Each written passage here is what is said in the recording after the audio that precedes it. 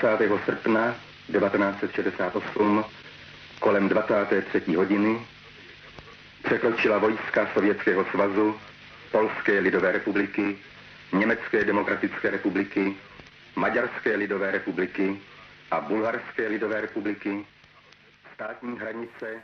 A bolo to vlastne určité pokračovanie roku 1968 a vieme o ňom, jak to skončilo, že oslobodenie bratskými vojskami malo vlastne určitý dopad na vývoj myslenia určitých kruhov, ktoré neboli spokojné s budovaním reálneho socializmu. Toho reálneho treba dať do úvodzoviek. A vlastne vtedy vznikol v Československu dizent, ktorý bol organizovaný väčšinou v českých zemiach. Boli aj protagonisti zo Slovenska v tomto hnutí. A bola to vlastne skupina okolo pána Havla, ktorá iniciovala petičnú akciu Niekoľko vied, ktorá bola podpísaná významnými osobnostiami, väčšinou z kruhov pracujúcej inteligencie. Celý ten systém minulý bol založený na triednej nenávisti, čo vlastne iniciovalo odpor určitých vrstiev ľudí proti takémuto rozdeľovaniu ľudí na dobrých, ešte lepších a celkom zlých.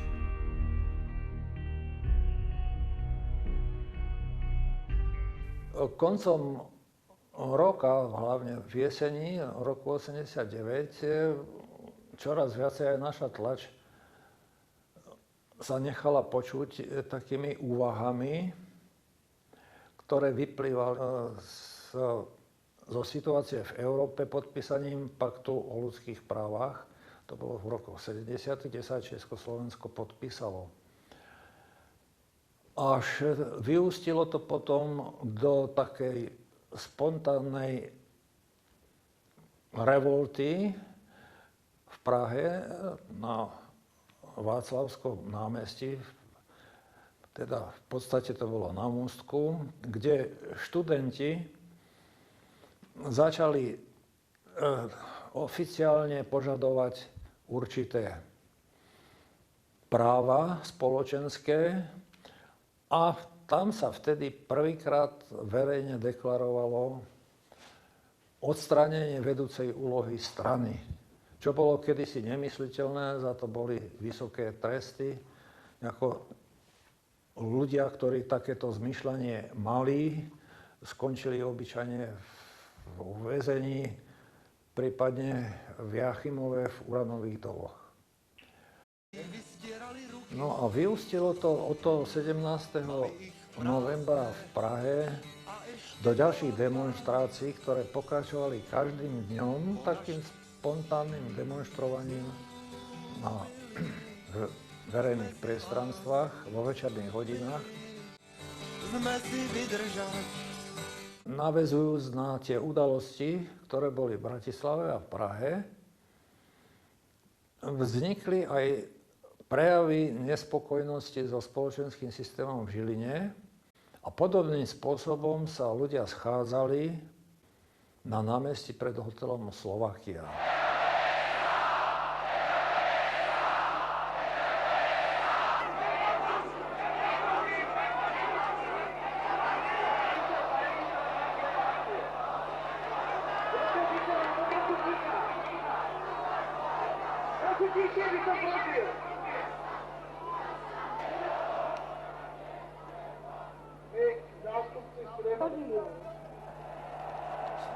Mal som také obavy, že môže dojsť k nejakej provokácii zo strany štátnej moci a nedaj Bože, môže to stať aj niekoľko životov. Zhodou okolností som sa stretol s kolegom z našej vysokej školy a tak som navrhol, aby sme sa na druhý deň ráno stretli na Žilinskom námestí pred bývalým Baťom a že ja zorganizujem ešte ďalších kolegov, ktorí by sa zapojili do tejto akcie. No a to bol ten začiatok vlastne, kedy sme prvýkrát tak v menšom kolektíve spoločnými silami uvažovali, ako budeme pokračovať ďalej. No a skončilo to tým, že sme zložili také vyhlásenie, ktoré sme hodlali predniesť tomu zhromaždeniu obyvateľov Žiliny aj študentov na tom námestí. Ja som bol iniciátorom celej tejto myšlienky. Zostal som sledný a nezostalo mi nič iné. Zobrať si tú zodpovednosť sám na seba. Teda, keď sme sa zišli večer na balustráde hotelu Slovakia, tak som to predniesol. Vedenie Vysokej školy dopravy a spojov v Žiline spolu so stranickými orgánmi iniciovalo stretnutie členov štrajkového výboru Vysokej školy dopravy a spojov v Žiline v domčeku na Hlinách. Byli tam skoro všichni moji kamarádi, moji přátelé a kdo tam nebyl, už opakuju to už podruhý, nemůže pochopit, co se tam dělo. Děkuju. To bol prvý bod, dnesná manifestácia ďalšia. Stávka tohto týždňová, súhlasíme s ňou? Áno! Ideme všetci. Opäť, tú formu sme naznačili. Mám pro vás jeden návrh, aby jsme přerušení vyučování do konce tohoto týdne formulovali jako protestní stávku, kterou se připojujeme svým pražským, brněnským a bratislavským a dalším kolegům. Studenti nejsou žádná dezorganizovaná organizace, že momentálně v současné době už jsou rozpracovány návrhy požadavky. Takže nelze říct o tom, že bychom prostě nevěděli, co chceme. Tady je určitý plán. A myslím si, že pokud to budeme dělat v klidu, mírovou cestou, žádné vytržnosti nebo provokace, já si myslím, že každý takhle může dosáhnout svého. Vy takhle dosáhla svého vydání.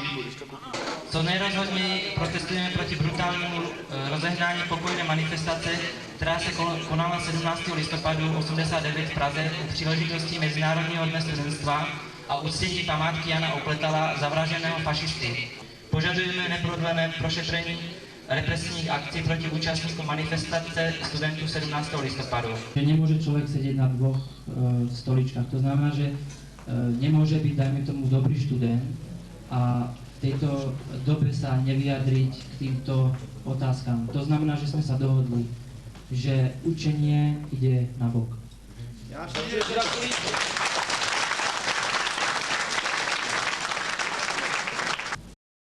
Sa prerokovávalo stanovisko k jednotlivým 12 bodom prehlásenia štrajkového výboru študentov vysokoškolákov v Československu. V diskusii k jednotlivým bodom trebalo zaujať stanovisko z jednej aj z druhej strany.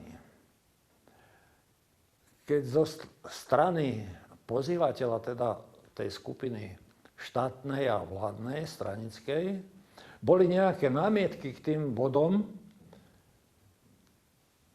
tak členovia štrajkového výboru povedali, máme na to iný názor, nesúhlasíme, poďme ďalej. Reakcia z druhej strany bola taká, no tak stretneme sa ráno na budúci deň. No a s úplnou suverenitou zástupca toho štrajkového výboru povedal vetu, žiadne budúce ráno sa nestretneme, lebo my sme už svoje povedali a nemáme o čom hovoriť. Nikdy v živote sa už nestretneme na takomto fóre. Pochody na to námestie ešte pár dní pokračovali, až sa to skončilo. No a prejavy, ktoré tam zazneli, boli viac menej spontánne. Zo strany jednak členov vtedy vzniknutého občianskeho fóra. Vrchol bol 27. november, jak sa nemýlim. To je dátum generálneho štrajku, čo bolo nemysliteľné v socialistickom režime, kde sa teda vyslovila požiadavka, znova obnovila, zrušiť článok ústavy o vedúcej úlohe strany. A jednotlivci sme sa rozišli do podnikov, kde sme sa tých generálnych štrajkov zúčastnili v tých podnikoch. No a informovali sme v takej verejnej rozprave medzi tými pracujúcimi ľuďmi, o čo ide, čo treba robiť, aby sa zdržali nejakých nepristojností, skrátka, aby sa to nezvrhlo. A jedna z takých akcií bola napríklad odchod akademických funkcionárov, jednak z pozície rektora a dekanov fakult. A pretože nechceli sme byť ako oni, to bolo to heslo, tak sme usporiadali také prvé demokratické voľby akademických funkcionárov. Samozrejme, nemali právo kandidovať tí kandidáti, ktorí boli sprofanovaní s minulým vývojom na vysokej škole. Keď koncom decembra 1989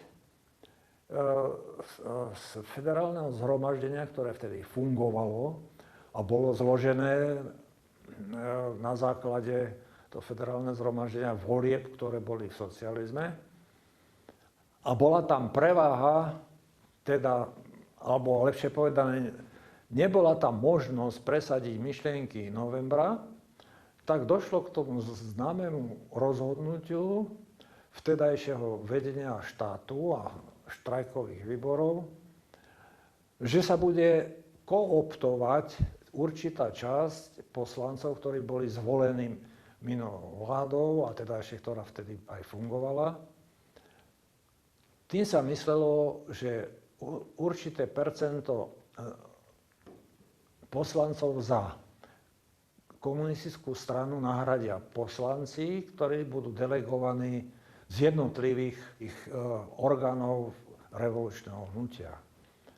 No a takýmto spôsobom ja som sa dostal do federálneho zhromaždenia v januári 90. A to už je zase ďalšia kapitola, o tom by sa dalo hovoriť. To bolo obdobie, kedy sme boli nádejmi naplnení, že ľudia vedomí si tých útrap, ktoré sme zažili za budovania reálneho socializmu, a skončilo to, tá zmena, nenásilím, že budú mať odhodlanie pokračovať ďalej v normálnom spoločenskom nažívaní. No bohužiaľ, dostali sme sa až do dnešnej doby, kedy tie nádeje o morálke, cti a etike určitých skupín ľudí sa naplnili, no a prejavujú sa tak ako nevyriešené kauzy. Videli sme tých, ktorí vystierali ruky, mali ich prázdne a ešte bola tma. Po našich uliciach odvtedy prešli veky, prebudili sme sa zo zlého sna. Slúbili sme si lásku, slúbili vravieť pravdu len, slúbili sme si vydržať, slúbili sme si nový deň. Tí mladí za nás vystrali prázdné ruky.